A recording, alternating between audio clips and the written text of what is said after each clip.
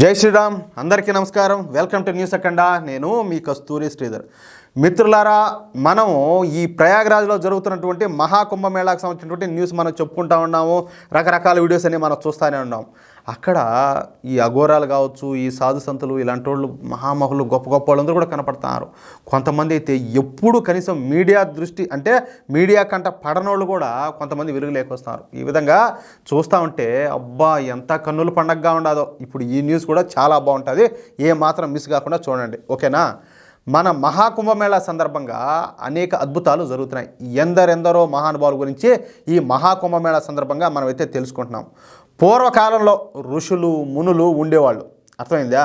ఇప్పుడు సాధువులు బాబాల గురించి మనం తెలుసుకుంటాం. అంటే ఆ ఋషులు మునులు ఎట్ట ఉన్నారో మనకు తెలీదు, కానీ ఈ సాధువులు ఈ బాబాల గురించి అయితే మనం తెలుసుకుంటున్నాం. ఓకే, నేను ఒప్పుకుంటా, కొంతమంది దొంగ సాధువులు దొంగ బాబాలు కూడా ఉండారులే, నీకేం కాదనడంలే. కానీ వాళ్ళు వేరు వీళ్ళు వేరు, అర్థమవుతుందా? మీరు చూసినారో లేదో, ఈ దొంగ సాధువులు దొంగ బాబాలు ఏడన్నా కూడా ఈ మహాకుంభమేళా జరిగే ప్రాంతంలో కనబడితే ఈ రీలు అంటే ఈ ఒరిజినల్ సాధువులు బాబాలు వాళ్ళని ఎరగదని పారముతున్నారు, ఊరికే కూడా కాదు. మీరు గమనించారో లేదో. సరే, మన మహాకుంభమేళా ప్రస్తుతం ప్రయాగరాజ్లో అయితే జరుగుతుంది. ఫిబ్రవరి 26వ తారీఖు వరకు ఈ మహాకుంభమేళా అయితే జరగనుండాలి. ఇది ప్రతి 144 సంవత్సరాలకు ఒకసారి వచ్చే అరుదైనటువంటి పూర్ణ కుంభమేళా కావడంతో దేశ విదేశాల నుంచి భక్తులు, అదేవిధంగా టూరిస్టులు కోట్ల సంఖ్యలో ఈ మహాకుంభమేళాలో పాల్గొంటున్నారు. అబ్బా నాయన, నాకైతే పిచ్చెక్కిపోతుంది. అసలు ఇంతమందిని ఎట్లా కంట్రోల్ చేస్తున్నారు, వాళ్ళందరికీ ఏర్పాట్లు ఎట్లా చేస్తున్నారు, నాకు అసలు అర్థమే కావడం లే. ఇక ఈ ఫోటోలో కనిపిస్తున్న వ్యక్తి గురించి ఇప్పుడు మీరు కనుక తెలుసుకుంటే ఏం ఆశ్చర్యపోతారు.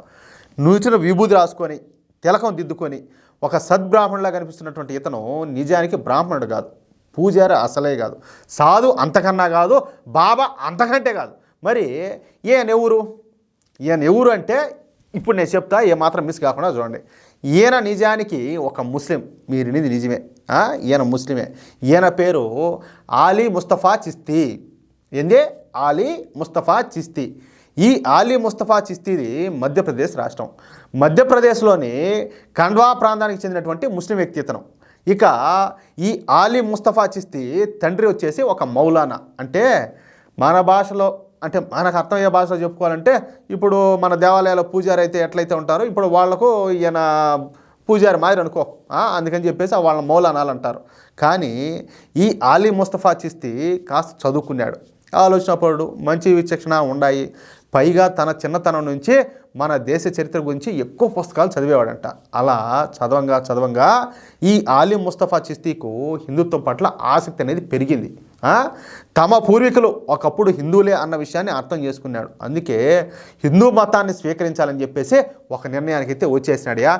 నాయనా, మనం పూర్వంలో ఒకప్పుడు మనమైతే హిందువులమేనో, కాదంటే ఎవరు బలవంతమేనో, ఎవరు కత్తి పెడితేనో, ఎవరు ఏదో ఆశ చూపించానో ఏదో మన మతం మారినామో అని చెప్పేసి, అదేవిధంగా సనాతన ధర్మం యొక్క గొప్పతనం కూడా తెలుసుకొని మొత్తానికైతే ఈయన హిందూగా మారాలని చెప్పేసి నిర్ణయానికి అయితే వచ్చినాడు.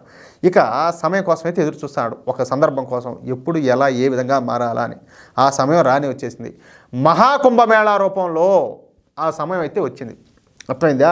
ఇక వెంటనే ఈ ఆలీ ముస్తఫా చిస్తీ మన మహాకుంభమేళాకు వచ్చి పవిత్ర స్నానం ఆచరించి పంచభూతాల సాక్షిగా మన సనాతన ధర్మాన్ని అయితే స్వీకరించినాడు. చూడండి ఎంత అద్భుతమైన వార్తనా. అంతేకాకుండా తన పేరును మారుతి నందన్ కశ్యప్గా మార్చుకున్నాడు.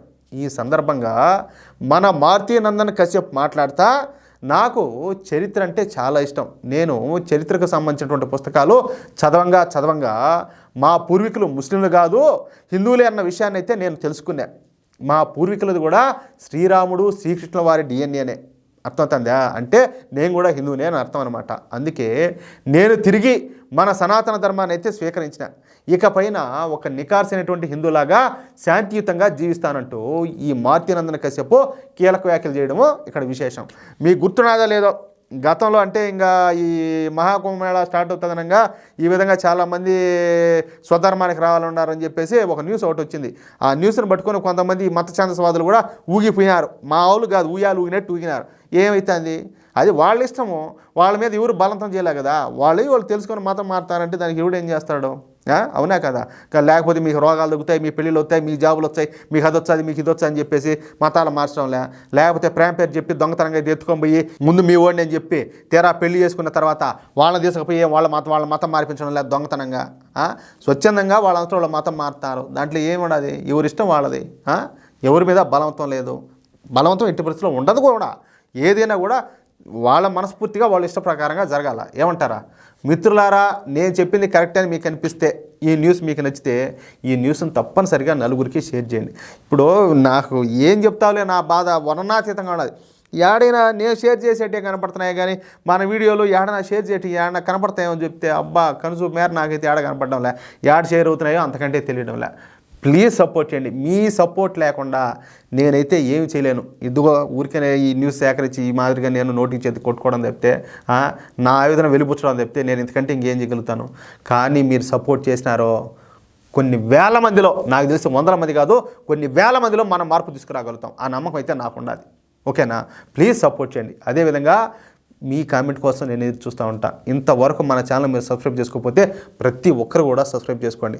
ఈ సబ్స్క్రైబర్ల సంఖ్య పెరుగుతూ ఉండే కొద్దీ నాకు అనిపిస్తుంది, మనకు ఇంతమంది జాతీయవాదుల సపోర్ట్ మనకు ఉండాలి కాబట్టి మనం దిగులు పడాల్సిన అవసరం లేదు, మనల్ని భుజం తట్టి మనల్ని ముందుకు నడిపించే వాళ్ళు ఉన్నారని చెప్పేసి నేను ఎంతో సంతోషంగాను ఎంతో గర్వంగాను ఫీల్ అవుతా. మరింత కష్టపడేదానికి నేను ప్రయత్నం చేస్తాను. ప్లీజ్ అర్థం చేసుకోండి, సపోర్ట్ చేయండి. జై శ్రీరామ్.